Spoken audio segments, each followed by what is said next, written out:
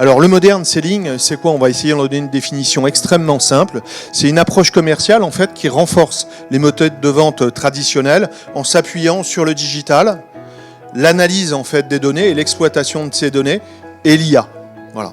L'enjeu derrière tout ça, c'est de faire en sorte de développer l'efficacité commerciale en rendez-vous, bien sûr aussi avant et après les rendez-vous, de manière à pouvoir créer une expérience client qui soit différenciante et qui marque pendant ces rendez-vous pour permettre aux équipes commerciales de vendre plus, de vendre mieux et de faciliter en fait toutes les techniques d'upsell et de cross-sell. On verra des cas pratiques dans le cadre de la réunion.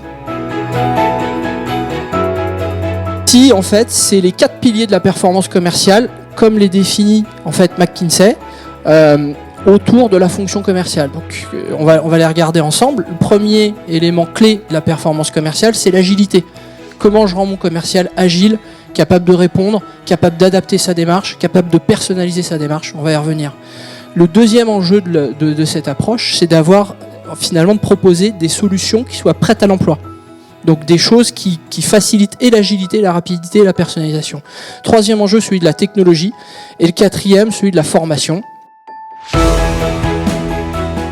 Alors, sur les 6 étapes, je les décline avant qu'on puisse les prendre dans le détail. Les ambassadeurs, c'est quoi? On va identifier au sein de votre organisation quelques personnes clés qui vont être directement impliquées dans le projet et se feront l'écho et le relais en fait de ce projet dans sa phase de lancement. Donc c'est souvent, ça peut être des personnes de type manager, mais c'est souvent également de bons commerciaux, enfin des personnes qui vont rayonner au sein de votre organisation.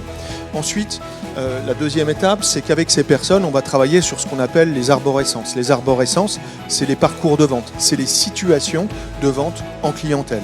D'accord ? Dans votre transformation, un peu le fil rouge de votre communication doit permettre de responsabiliser commerce et market sur 2 éléments. Une prise de conscience en fait que le commerce a une responsabilité forte dans sa capacité à donner au marketing des informations qui vont l'aider à être meilleur. Et de son côté,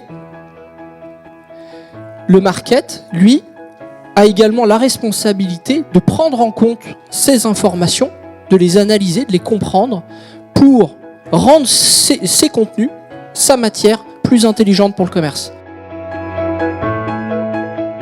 Le volume de rendez-vous de 11%, forcément vous dégagez du temps pour en faire plus, donc ça se traduit par un peu plus de 10% de rendez-vous supplémentaires. Ensuite on va travailler sur ce qu'on va appeler le taux de closing, la capacité de percussion et donc de transformer en fait vos rendez-vous en vente. Donc ça se matérialise par une augmentation de chiffre d'affaires entre 5 et 15%. C'est valable pour tout type vraiment d'entreprise. Le cross-sell entre 15 et 30% et les taux de marge en fait de 10%.